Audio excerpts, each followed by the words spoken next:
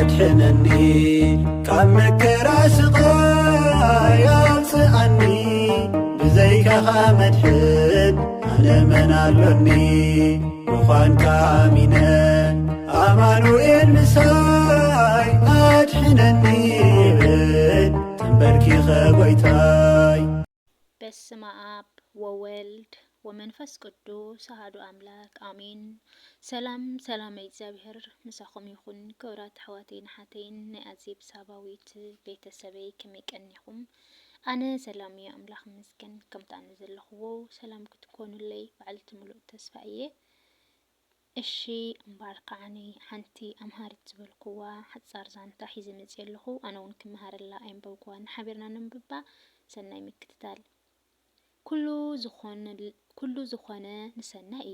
كل زخانة نسنا إيو رومي معراب شمونته فقد عسران شمونتن قدم زبن أب حاد عدي زنبرو حزبي نبرو أبتي أب كبابيوم زنبرت عدد ما حاد عبيين جأكان النقوس نجيسو نبره أبت عدقون كلتا أعروخ من أسيات فرحات زابهر زنبرم نبرو يتحاد تخلى مريم تحدون هيل ميكائيل يبهالو اتي نقوس نتوم كلتا مناسيات بتي زنبرم تحتنان لوهاتن عبدكي سبات زنبرم فقرن أخبراتن أبتي عدي زنبرم تفلاتنتن نعبيك خيد مسرعي أي تحقوسن أبلعلي أمون كنئي أحدره بزتفعلالي نقرات كساقيوم دما جمره እቶም ኣዕሩኽ ግን ኣብቶም ደቂ ዓድን ኣብ ልዕሊኦምን ዝወድቕ ዝነበረ ስቃይ ከይዓጀቦም ኣብ እግዚአብሔር ዝነበሮም እምነት ብዘይ ምጉዳል ንኹሎም ተቐማጦ ተዓዲ ኣጀኹም ኩሉ ዝኾነ ንሰና እዩ እናበሉ የጽናዕንዕዎም ነበሩ። እቶም ህዝቢ እውን ይቕበልዎን ይጽናዕንዑ ነበሩ። ድሕሪ ብዙሕ ግዜ እቲ ንጉስ ምስ ኣገልገልቱ ተማኺሩ ነቶም ክልተ መናእሰያት ክቐትሎም መደበ። እቶም ኣዕሩኽ ነዚ ምስ ሰምዑ ኣብ ቅድሚ ዓድን ህዝብን ካብ ንቕተል እግርና ናብ ዝመርሐና ንኺድ ብምባል ኣርሒቖም ክጠፍኡ ወሰኑ። እቶም ህዝቢ ኩሉ ዝኾነ ንሰናዮም ምዃኑ ጽሒፎም ንመልኣኽ እግዚአብሔር ኣብ ቅድሚኦም ከም ዘሎ ይኣምኑ ነበሩ። እግዚአብሔር ንባርያኡ ዘይጭክን ሕያዋይ ጓሳ ምዃኑ ኣጸቢቖም እዮም ዝፈልጡ ነይሮም። ክርስትና ብዙሕ ሽግር መከራ ጸባን ከም ዘሎ ካብቶም ዝሓለፉ ኣቦታቶም ተማሂሮም እዮም። ኣብ ጉዕዞ ስደት ነቢያት ሃዋርያት ስደት ቅዱሳት ኣቦታቶም እናዘከሩ ይጓዓዙ ነበሩ። ድሕሪ ናይ ኣዋርሕ ጉዕዞ ኣብ ሓደ ኣዝዩ ዘፍርሕ ጫካ በጽሑ። ብማዕዶ ከዓ ሓንቲ ዓዲ ትረኣዮም ነበረት። ናብቲ ዱር ምስ ኣተው ጉድጓድ ጸንሖም። እቲ ጉድጓድ መውጽእን መውረድን ኣይነበሮን። ብጣዕሚ ውሽጢ ስለ ዝነበረ ከኣቱ ኣይከኣሉን። ኣብ ውሽጢ እውን ሳንዱቕ ዝኣረገ ዝመስል ይረኣዮም ነበረ። ኣውፂኦም ክርእይዎ ደለዩ ግን ኣይከኣሉን። ከውፅእዋ እንተኾይኖም መእተዊ ክረኽቡ ኣለዎም። ተጣቢቦም ግን በቲ ኣብ ጫካ ዝነበረ ዝተተሓሓዘ ኣግራብ ልሕፂ ልሒጾም ለቓቂሞም ገመድ ኣምሰልዋ። ተኽለ ማርያም ኣነ ከኣቱ እየ በለ። ሃይለ ሚካኤል ድማ ኣይፋልካን ኣነ እየ ዝኣቱ ኢሉ ኣበየ። ሃይለ ሚካኤል ከኣቱ ድማ ተስማዕምዑ። በቲ ዝሰርሕዎ ገመድ ሃይለ ሚካኤል ንውሽጢ ኣተወ። እታ ሳንዱቕ እንታይ ምዃና ኣይረኣያን፣ ግን ከባድ ነበረት። ሃይለ ሚካኤል ኣብ ውሽጢ ነታ ሳንዱቕ ሒዝዋ ተክለ ማርያም ናብ ላዕሊ ክስሕብ ክብል እታ ገመድ ተበተኸት እሞ ኣዝዮም ሰንበዱ። ግን ከዓ ተስፋ ኣይቆረጹን። ተክለ ማርያም እንደገና ገመድ ክሰርሕ ሓሰበ። ካብቲ ተጠናኒጉ ዝነበረ ኣናእሽቶ ኣግራብ ክቆርጽ ንእሽተይ በሊሕ እምኒ ኣምጺኡ ክቆርጽ ጀመረ። ኣብ መንጎ ግን ዓብይ እምኒ ምስ ረኣየ ከምጽእ ምስ ከደ ከልዕላ ክብል ኢዱ ተቐርጢሙ ዓባይቶኡ ተቆረጸት። ብዙሕ ደም ፈሰሰ። ካብ ክዳኑ ጨርቂ ቀዲዱ ኣሰረ። ኢዱ ክተስርሖ ኣይከኣለትን። ሃይለ ሚካኤል ኣብ ታሕቲ እዚ ዝኾነ ንሰናይ እዩ። እግዚአብሔር ጸድፊ ይፈጥር መዳየቦ ከዓ ይገብረሉ። ሕጂ ከዓ ናብታ ትረኣየካ ዘላ ዓዲ ከድካ ገመድ አምጽእ በሎ። ተክለ ማርያም ሕራይ ኢሉ ቃንዝኡ ተጻዊሩ ጉዕዝኡ ጀመረ። ኣብቲ ዓዲ ምስ በጽሐ ግን ፍሉይ ነገር እዩ ኣጋጢምዎ። ከም ዝሓሰቦ ይጸንሖን። እቶም ዓዲ ኣካዳድነኦም ኮነ ኩሉ ስራሓቶም ርእይዎም ዘይፈልጥ እዩ ነይሩ። ናብ ጣዖት ክሰግዱ ዝጸንሕዎ ኣዝዩ ሰንቢዱ ሰብ ዘይኮኑ ኣራዊት ኮይኖም ተሰምዕዎ። እቶም ዓዲ እውን ምስ ረኣይዎ ተገረሙን ተደነቁን ባህ እውን በሎም። እዚ ከዓ ኣብቲ ዓዲ ጋሻ ሰብ እንተመጺኡ ናብ ጣዖቶም መስዋእቲ የቕርብዎ ስለ ዝነበሩ እዩ። ነተክለ ማርያም ምስ ረኣይዎ ተሓጎሱ። እቲ ንጉስ እንታይነቱ ከይፈለጠ ከይሓተተ ነቶም ኣገልገልቱ ናብቲ ጣዖት መስዋእቲ ክገብርዎ ኣዘዞም። ዝገብሮ ኣይነበረን። ተሰኪሞም ወሰድዎ፣ ኣብ ቅድሚ ጣዖት ኣቐመጥዎ። ሽዑ ንጉስ ነቶም ኣገልገልቱ ጣዖተይ ጎደሎ ኣካል ዝኾነ ሰብ ስለ ዘይቕበል ቅድም ፈትሽዎ በሎም። ፈቲሾም ኣብ ኩሉ ኣካሉ ጎደሎ ኣይረኸቡሉን። ነታ ኣብ ኢዱ ዝነበረት እሳር ምስ ፈትሕዋ ዓባይቶ ኣይነበረትን። እቲ ንጉስ ሓሪቑ ጨደረ። ጓሃየ እንታይ ከም ዝደለየ ሓቲትኩም በታ ዝመጻ ኣፋንውዎ በሎም። ተክለ ማርያም ብጀካ ድልዱል ነዊሕ ገመድ ካልእ ኣይሓተተን። ከምቲ ዝደለዮ ሃብዎ። ንሱ ከዓ ገመዱ ሒዙ ናብ ዓርኩ ገስገሰ። ኩሉ ዝኾነ ነገር ንሰናይ እዩ ከዓ በለ። ኣነ ኢደይ ዝተቐርጠምኩ ዓርከይ ናብ ጉድጓድ ዝጠሓለ ንሰናይ እዩ በለ። ዓርከይ ምሳይ እንተዝህሉ ሞተ ነይሩ። ኣነ እውን ኣጻብዕተይ እንተዘይቁረጽ ሞትኩ እናበለ ብስራሕ እግዚአብሔር እናተገረመ ናብ ዓርኩ በጽሐ። ንዓርኩ በታ ገመድ ስሒቡ ካብቲ ጉድጓድ ኣውጽኦ። ኩሉ ዘጋጠሞ ምስ ነገሮ ተገረመ። ንኣምላኽ እናመስገኑ ድማ ነታ ሳንዱቕ ፈትሕዋ። ኣዝዩ ዘገርም ነገር ድማ ጸንሖም። ብዙሕ ወርቂ ረኸቡላ እሞ ነንሕድሕዶም ተጠማሚቶም ስቕ በሉ። ሽዑ ሃይለ ሚካኤል ካበይ መጺኡ እዚ ኩሉ ወርቂ በለ። ስራሕ እግዚአብሔር ስለ ዘይፍለጥ ንኺድ ሒዝና ዓዲ ንእቶ ተባሃሃሉ። ንኹሉ ማይ ጽምእን ጥሜትን ንፋስን ፀሓይን ሓሊፎም ዓዲ ኣተዉ። እቲ ንጉስ ነቶም ዓዲ ኣኪቡ ነቶም ክልተ መናእሰያት ተምጽእዎም ወይ ከዓ ብዙሕ ወርቂ ተምጽኡ እንተዘይኮይኑ ንምልእቲ ዓዲ ከጥፍኣኩም እየ እናበለ ከፈራርሖም ጀመረ። እቶም መናእሰይ ኣብ ቀልቀል ናይቲ ዓዲ ተሓቢኦም ኩሉ ይከታተልዎ ነበሩ።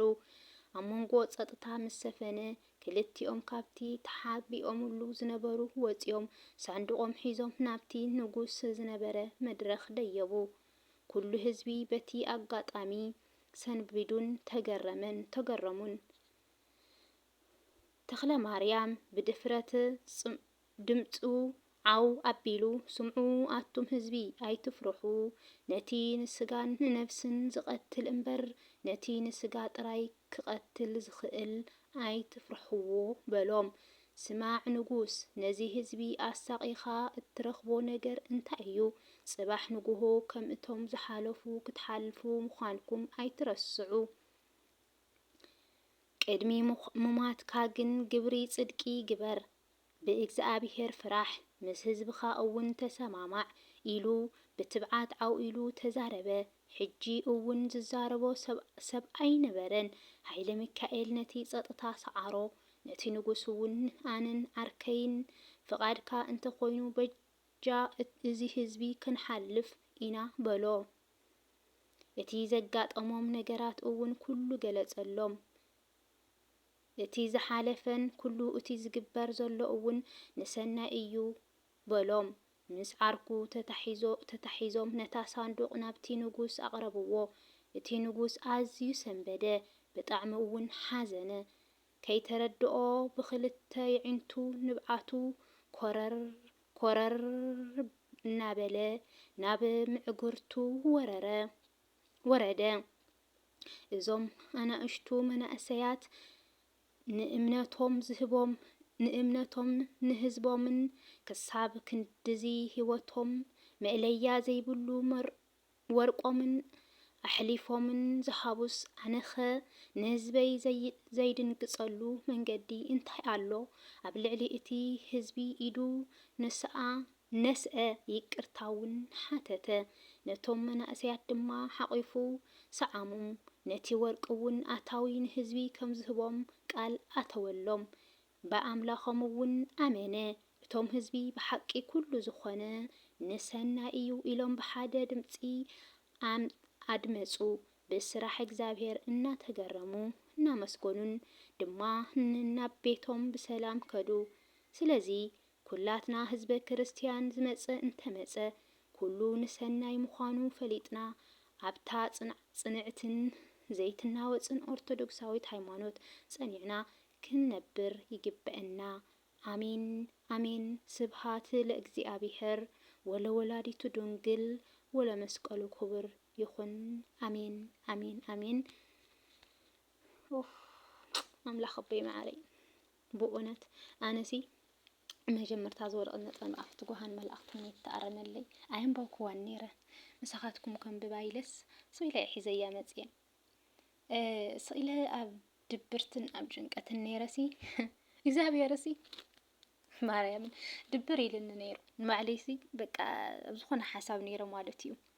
ግን ኣጋጢማ ህንዛ ጽሑፍ እዚኣ ኣጋጢማትኒ ከስቲ ከንብባ ኢለስ እናንበብክዋስ እስቲ ናብ ዩቱብ እውን ክጽዕና ዝኾነ መዘከርታ ይኾነካ እዩ። ናብ ዩቱብ እውን ክጽዕና ንባዕለይ እውን ክመሃረላ ንእግረ መንገዲ ኢለ እናንበብኩስ ናብ ዩቱብ እውን ክጽዕና ኢለ ኣንቢበያ ኣንበብኳ ነይር ምሳኹም ይሕጅ ዘንብባ ኣለኹ እና ግን እግዚአብሔር መዳይቦ ይፈጥር يعني ጸድፊ ይፈጥር መዳይቦ ኸዓን ይፈጥር ይብል እናበልኩ ንባዕለስ ብቅድሚ እዚኣ ሸሪለ ነይረ ፌስቡክይ ካውስ እዚኣ ከዓ ሳምታናተይ ኮይና ተጋጢማ ጸኒሓ ማለት እና እግዚአብሔር ሲ ድንቂ እዩ በቃ ምንም ክለ ይክእልን መቸም ካብዚ እንተበዚሕስ ፋይዳ ይብሉን ዝበዝሕ ቀልጢፈ እምቢወዮ ምክንያቱ ደቂቃ ስለ ዝበዝሕ ንሕና እውን ንኸይንህስ ሽልትየና ንኽንሶምዓ ኢለ እየ አንብብ ቢለያ እምበይ ካልኣይ ደጊመ ወይ ክሶምዓ እየ ወይ ከንብባ እየ ንባዕለይ እምበር ኣነ ሓደ ግዜ ይኣብየኒ ነይሩ ስለዘይ እምበብክዎ ፀናሕኩ እምበር ብጣዕሚ እያ እንትን ልበይሲ ድንቂ ተኣምር ናበልኩ ብውሽጠይ እናንበብኳ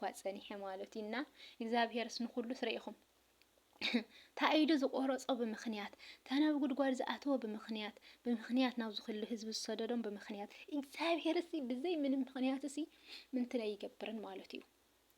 ዝኾነ ነገር ኣይብለካን ንሕና ክንጠፍእ ዘይደሊ ፈጣሪ እዩ እንተ ሓጢና እንተ ባላሽና እኳንሲ ክንስሓ ዝፅበ ፈጣሪ ከም ዘለናሲ ንሕና ግን ክንደይናይ ክፉኣት ምዃንናሲ የምህረና እዩ። ብዝኾነ ኮይኑ ኣነስ ንድዒ በቃ ክዛረብ ከማነስ ኣይከኣልክዎን ብጣዕሚ እውን ባዕለይ ተደኒቐ ማለት እዩ። ኣብናተይ ኣብ ከምኡ ስምዒት ስለ ዝፀናሕኩ ንዓይ ተጠቅም ከዓ ፀኒሓትን ሓድሓደ ግዜሲ ብሓቂ ይገርም እዩ። ዝኾነ ጨኒቑካ ይጸንሕ እሞ እግዚአብሔር ከዓን እንተስ ብጽሑፍ ድዩ እንተስ ብሰብ ድዩ እንተስ ብዝኾነ ነገርስ ንዓኻ መጽናዕና ይልእኸልካ እና ደቂ ሰባት ከምዚ ኢና ርጉማት ኮይና ባዕለ ባዕልትና ተጨኻኸንቲ ኮይና እምበይ እግዚአብሔር ግን ከምዚ እዩ ፍቅሪ ይዓድለና ሰላም ይዓድለና ይቅርታ ይቅር ምባሃል ይዓድለና ኩሉ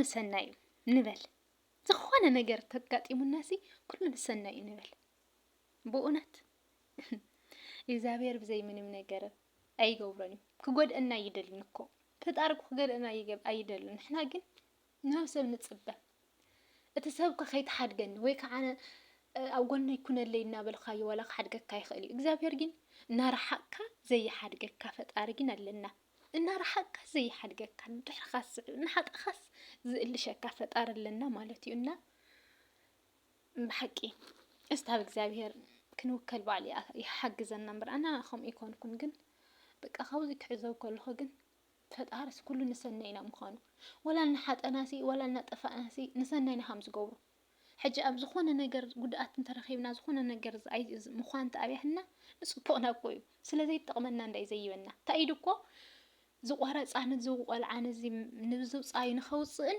ንዞም ህዝቢ ብምልኦም ንኸውፅን ወርቂ ሒዞም ንኸዱ ንብዙሓት ህዝቢ የድሒኑ ዘሎ ካብኡ ከዓ ከይተቆረፀ እንትኸይዱ ከዓነ ታኢዱ ከይተቆረፀ እንትኸይዱ ከዓነ ጣዖት ከምልኽ እዩ ምልኽ ኢሎም ከዓ ምቆተልዎ ወይነቶም ህዝበይ መውፀን ወይነት ብጻይ አይ መድሓንን ማለት እዩ ስለዚ እግዚአብሔር ዝኾነ ነገር አካልና እንተጉዲልና እኳሲ ንጽቡቕና ምዃኑሲ በቃ ከይንጭነቕ በእውነት ከምዝታት ነንብብ በቃ ካብ ናብ ሰብ ምባል ከምዝታት ምንባብ ደስ ይብል የጽናዕነዓካ መጽሓፍ ቅዱስ ምንባብ ኣነ ኣይገብሮ እንተይ ክገብሮ ይሓግዘኒ ግን ብጣዕሚ ድንቂ ማለት እዩ ውሽጠይሲ ዝኾነ ስምዒት ተሰሚዕኒ ማለት እዩ እግዚአብሔርስ ባዕሊ ይልእኸልካ ኣነስ በቃ ወላዚሲ ንባዕሊ መዘከር እንታይ ይኾነኒ እዩ ከምዚ ኮይነ ነይረስ እዚ ረኺበት ከምዚ ተጨኒቐ ነይረስ እዚኣ እግዚአብሔር ልኢኹለይ እዚኣ ኣንቢበ ነፍሰይ ተጽናዕኒዕን ክብል እዩ ኣብዚ ክጸንሐለይ እውን ስለዝደሊ እንደገና ከዓ ከምዚ ከማይ ዝኾነ ነገር ሓደ ግዜ ወላ ጠንካራ ነርካ ወላ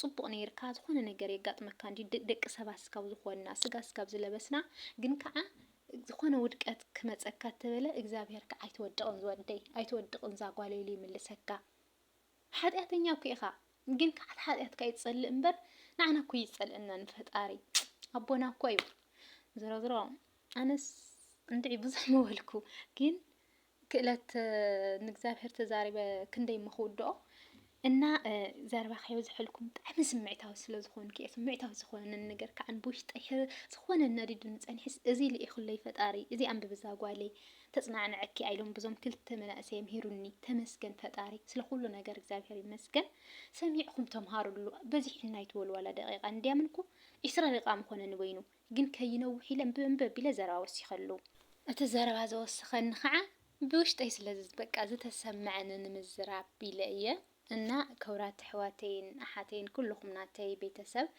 ኣብ ኮመንት ይኹን ኩሉ ተታብዕኑ ዘለኹም ክብረት ይሃበለይ ቤተሰብ ዘይኮንኩም ድማ ቤተሰብ ኩኑ ሰብስክራይብ ናገርኩም ኣታብዑና ክስካብ ካልእ ቪድዮ ዝመጸኩም ሰናይ ቅንያት ተምሃሩላይ ይብለኩም ብድጋሚ ተሓንቀኒለይ ሰላም ኩንለይ አድሕነኒ ካብ መከራ ስቃይ አውፅአኒ ብዘይካኻ መድሕን ኣነ መን ኣሎኒ ምዃንካ ኣሚነ ኣማኑኤል ምሳይ አድሕነኒ